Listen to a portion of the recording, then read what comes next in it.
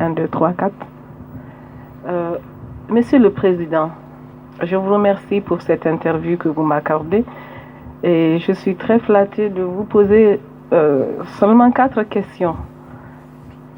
Mais je pense que vous les aimerez parce que ce sont des sujets d'actualité. Monsieur le Président, une chose qui caractérise malheureusement nos pays en développement, c'est la propension de nos cadres à la corruption. Comment vous y prenez-vous pour endiguer ce mal au Burkina Faso? Votre constat est juste. La corruption paralyse notre développement et elle est un mal réel. Il ne faut pas s'en cacher.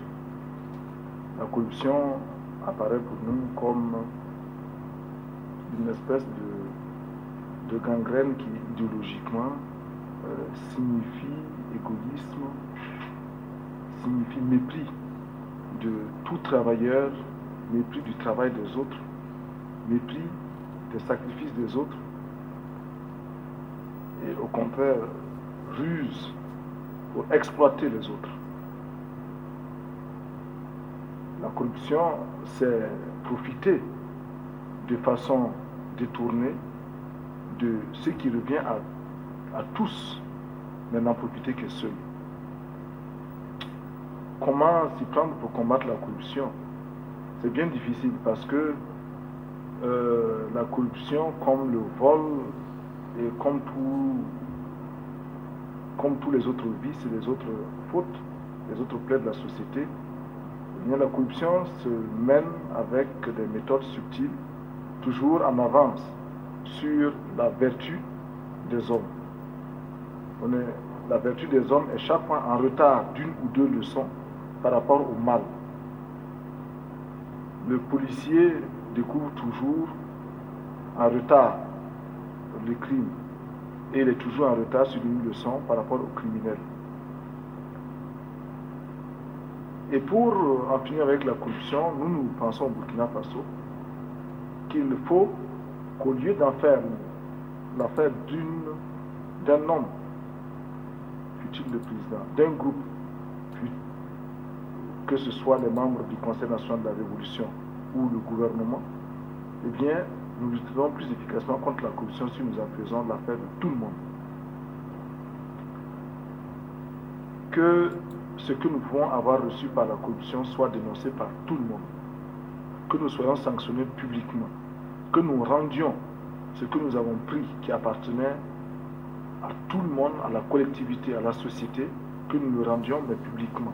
Ce sera douloureux pour chacun de nous, mais ce sera une bonne leçon. Si par contre, alors en sanctionnant la corruption, sanctionnons également le corrupteur. Mais si par contre nous trouvions un corrupteur qui soit prêt à corrompre le président, les membres de la direction politique, les ministres et tous les habitants du Burkina Faso, eh bien, dans ces conditions, nous ne voyons pas de raison de lutter contre un tel corrupteur. Celui qui veut corrompre les 8 millions de Burkinabés à la fois, nous l'accepterons. Mais s'il n'est pas capable de corrompre les 8 millions, ce n'est pas la peine qu'il essaie de corrompre un seul, parce que nous le dénoncerons, nous le combattrons. La deuxième question, Monsieur le Président, c'est concernant les femmes. L'égalité entre hommes et femmes, ou plus exactement l'équivalence de responsabilité entre hommes et femmes aux multiples plans social, économique, politique, etc., les responsables africains la chantent, mais sont rarement décidés à la réaliser. Voilà que le Burkina Faso s'est engagé avec détermination dans le combat de sa concrétisation. Monsieur le Président, pourquoi menez-vous ce combat? Et dans ce combat, quelles difficultés rencontrez-vous et à quels obstacles vous heurtez-vous? Nous menons, ici, moi je mène ce combat avec les autres camarades parce que je crois sincèrement que la femme peut faire tout et tout ce que fait l'homme. Il n'y a donc pas de raison de ne pas lui faire confiance. La femme a autant de sensibilité, sinon plus, que l'homme. nous ne pouvons pas nous prévaloir d'aimer, d'être les seuls, nous, les hommes, à aimer ce pays et à vouloir son bonheur. Est-ce qu'il est normal de croire que la femme, celle-là même qui nous a enfantés, celle-là qui est notre épouse, notre sœur, n'aime pas ce pays, n'aime pas ces hommes? Et comment aurait-elle fait, ces femmes, pour nous enfanter, pour nous élever, pour nous éduquer, pour nous former, quand nous n'étions que bébés, enfants, turbulents, malades, etc. Je crois que la femme a suffisamment prouvé qu'elle aime. Elle aime et sincèrement et qu'elle est prête à mourir pour les hommes qu'elle a choisis, à tel point que nous n'avons pas le droit de douter de son engagement. Reste maintenant pour nous à savoir comment organiser cela. Parce que la femme africaine est sous le poids des traditions. Des siècles de traditions font qu'elle est une femme, elle est un être humain dévalorisé. Des siècles de traditions font également que la femme africaine, aux côtés de beaucoup des autres femmes, est soumise et exploitée. C'est l'exploitation de l'homme par l'homme qui nous amène à exploiter la femme, qui nous amène à tromper la femme, à la placer dans des conditions de soumission, à lui faire croire qu'elle doit tout faire pour plaire à l'homme. Toutes choses qui conduisent la femme aussi à aller jusqu'à se vendre pour pouvoir plaire à un homme. Nous lui faisons croire que c'est nous, les hommes, qui notons les femmes et qui classons les femmes qui sont valables et celles qui ne sont pas valables. Si bien que les normes que nous établissons, exemple, avoir un enfant, avoir un mari, deviennent des normes qui, quand elles ne sont pas respectées pour la femme, classent cette femme-là au banc de la société. Une femme sans mari est pour nous une ratée dans la société. Une femme sans enfant, nous l'accablons de beaucoup de mépris. C'est une sorcière, c'est une femme méchante, c'est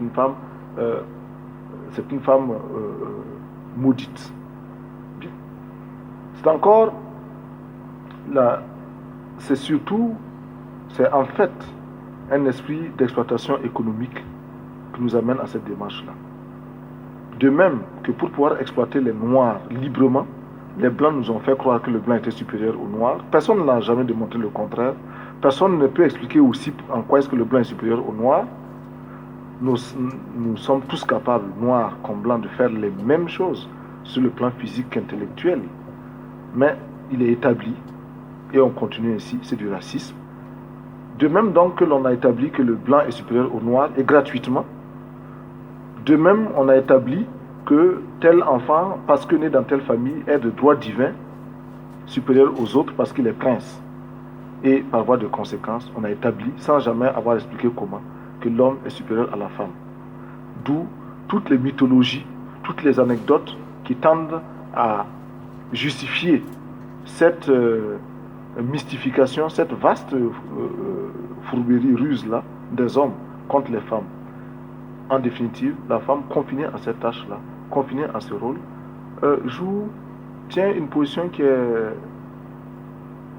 doit inspirer la révolte, la pitié, mais aussi la confiance en la femme. La femme devient malheureuse et obligée, malgré elle, de faire tout ce qu'il faut faire pour plaire à l'homme. Combien de femmes ne sont pas malheureuses parce qu'elles ne peuvent pas manger de ceci et cela, le risque de prendre 1 ou 2 kilos de plus, donc de ne plus plaire. Vous voyez jusqu'où la femme est obligée de gêner tous les jours, de se punir tous les jours, comme en d'autres temps on portait le cilice, on se flagellait. Eh bien, le malheur, il faut savoir que la classification que nous avons de la femme est une classification arbitraire et injuste. On ne naît pas femme, on devient femme. On est être humain, masculin ou féminin, mais on devient femme. C'est-à-dire, la société et la résignation aussi chez la femme font que la femme devient maintenant un être soumis et qui accepte son sort de façon fataliste. Quelles sont les difficultés que nous rencontrons au Burkina Faso? Nous avons pris beaucoup de décisions. Nous avons eu beaucoup de démarches. À tous les niveaux, nous avons des femmes qui assument des responsabilités. Et croyez-moi, ce n'est pas seulement des postes juste pour faire beau ou pour faire croire c'est même des postes fondamentaux, des postes clés. Sans classer les ministères, je dirais que un poste comme le ministère du budget, remettre tout le budget d'un État à une femme, c'est avoir confiance en elle. Bien. Il y a bien d'autres domaines. Nous avons des femmes partout. Mais c'est surtout fait aussi pour démontrer aux femmes qu'elles sont capables d'assumer ces tâches-là. Elles doivent avoir confiance en elles-mêmes. Car les difficultés que nous rencontrons de la part des hommes, nous les rencontrons de la part des femmes. Nous les rencontrons de la part des hommes parce que ils sont un peu comme désorientés par rapport à cette vérité que nous devons soutenir, aider, lutter avec la femme pour sa libération. Et que la libération de la femme, c'est notre propre libération. Les hommes sont un peu désorientés. Comment un homme peut-il admettre que sa femme rentre tard la nuit parce qu'elle était à une réunion? Comment un homme peut-il admettre que sa femme aille passer une semaine, 2 semaines avec d'autres hommes parce qu'elle est en mission? Comment un homme peut-il comprendre que sa femme vienne lui tenir tête dans un débat pour lui dire tu as tort et voilà ce qu'il faut faire, etc., etc. Il y a beaucoup de domaines. Et nous gardons chacun au fond de nous un petit fond de refus de ces changements. Mais la femme elle-même est un frein pour nous dans le combat que nous menons pour la libération de la femme. Parce qu'il n'y aura pas de libération de la femme sans les femmes elles-mêmes et les femmes en tête. Or, le poids des traditions fait que la femme a été confinée à des tâches secondaires. Elle n'a jamais eu voix au chapitre. Elle n'a donc droit qu'au ragot, aux rumeurs, au bavardage. Les obligations de la maternité font que, et les soucis de la maternité font que la femme n'a pas toujours l'esprit exactement à ce qu'il faut faire. Et elle pense parfois plus à son bébé qu'au travail qui lui est confié. Alors nous estimons, quand la femme oublie, nous estimons que les femmes n'ont pas de mémoire, ce sont des têtes de linotte. Et également, l'obligation pour la femme d'avoir un mari et de se sacrifier pour avoir un mari, de lutter pour avoir un mari, donc de s'accrocher aux espoirs qu'un homme peut lui donner, tout cela fait que la femme, quand elle est au travail, peut parfois perdre la tête et penser à cet homme-là qui peut-être ne viendra pas au rendez-vous, qui peut-être pense à une autre femme, etc., etc. Alors nous condamnons la femme comme incapable parce qu'elle s'embrouille. Nous oublions que les hommes, quand ils ont des maîtresses ailleurs, ils oublient aussi de faire leur travail, mais on ne les condamne pas pour autant. Donc les femmes elles-mêmes sont un frein. Elles ne croient pas toujours, quand nous les appelons à assumer des responsabilités, elles ne se croient pas capables. Elles ont peur. Elles ont peur d'être critiquées, d'être taxées. Entre elles-mêmes, les femmes, elles continuent de s'unir et de se combattre. Telle apporter des bijoux, apporter des pagnes, apporter des vêtements de telle qualité. Et cela suffit à alimenter des conversations et des combats, des rivalités inutiles. Et en dernier ressort, la femme elle-même, parce qu'elle pense qu'une femme n'est rien tant qu'elle n'a pas un homme au-dessus d'elle, la femme est capable de tout pour éliminer une autre femme et prendre son homme. Tout cela, ça fait partie des difficultés que nous rencontrons, mais que nous sommes en train de vaincre, mais avec les femmes en tête. Je suis convaincu, Monsieur le Président. Une autre, c'est concernant la Révolution verte, parce que je ne pouvais pas venir ici et ne pas parler de cela, parce que cela nous tient tous à cœur. Alors, le Burkina Faso qui, grâce à la Révolution du 4 août 1983, bénéficie d'un pouvoir populaire tendu vers le progrès, est très bien placé pour mener à bien une révolution verte. Quelle politique de maîtrise de l'eau avez-vous mise en pratique pour promouvoir l'agriculture et l'élevage, Monsieur le Président? Oui, la révolution verte, elle est très importante. Vous voyez ce pays qui est menacé de désertification. Le désert avance de 6 à 7 km par an. Il n'y a que les hommes pour transformer la situation.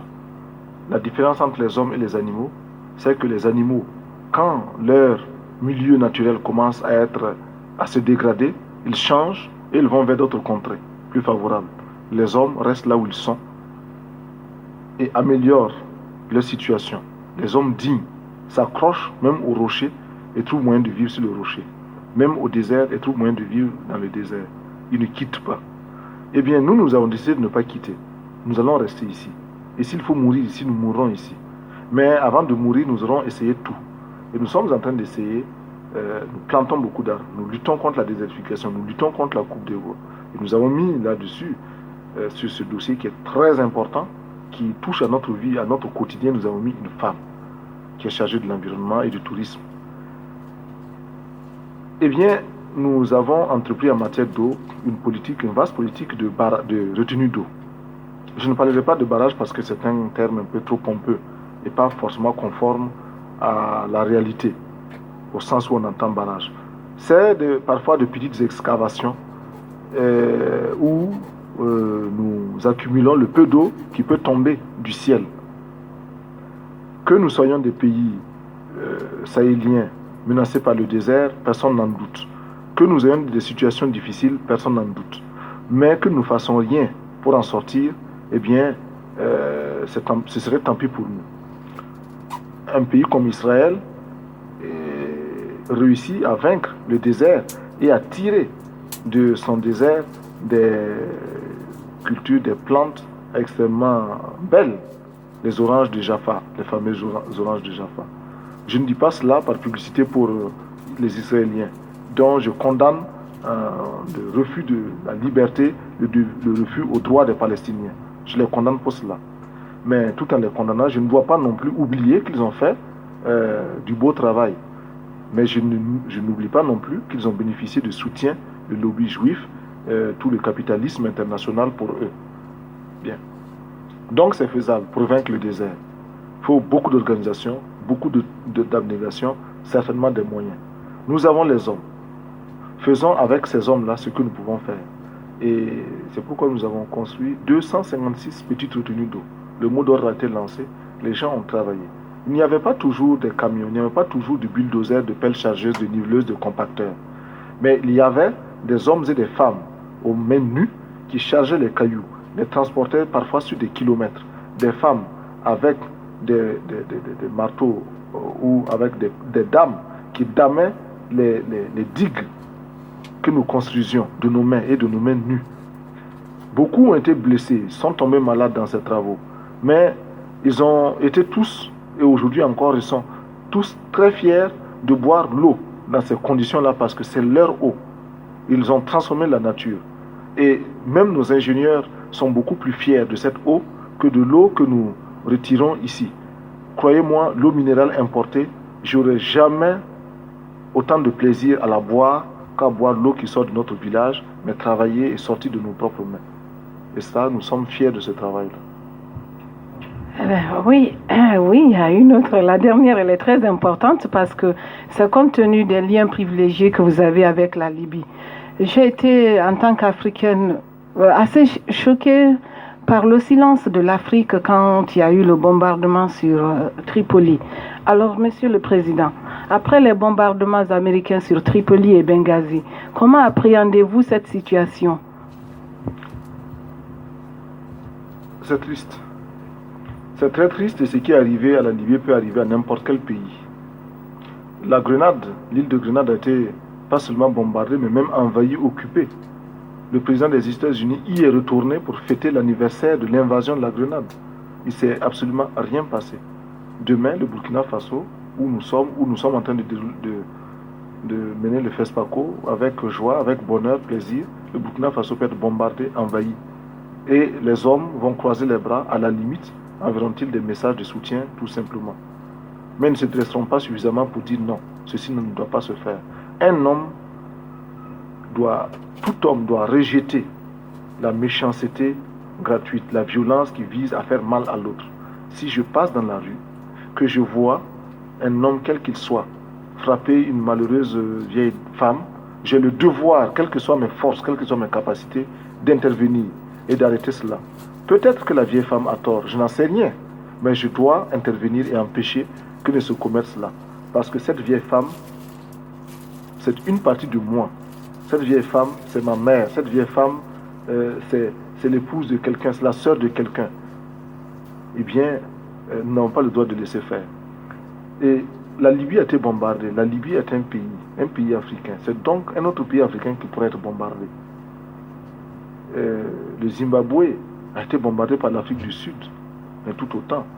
Ça a été peut-être moins catastrophique qu'en Libye. Mais c'est la même logique, c'est le même aveuglement, c'est la même politique de domination des autres. Nous devons le dire.